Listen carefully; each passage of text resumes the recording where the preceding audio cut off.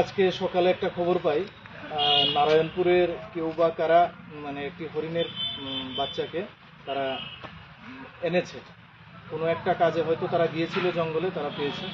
তো আমরা খবর পাওয়ার সঙ্গে সঙ্গে মাননীয় ওয়াইল্ড লাইফ ওয়ার্ডেন স্যারের নির্দেশনা এবং রেঞ্জ অফিসার শ্রীযুক্ত কল্যাণজয় স্যারের নেতৃত্বে আমরা গিয়ে এই হরিণের বাচ্চাটাকে নিয়ে আসি এবং আমরা মেডিকেল করাই।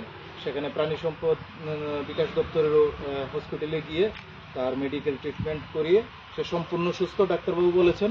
এখন আমরা তাকে সিপাহীজলাতে পাঠানোর জন্য উদ্যোগ নিচ্ছি এবং আমরা সিপাহীজলা আজকেই পাঠিয়ে দিচ্ছি।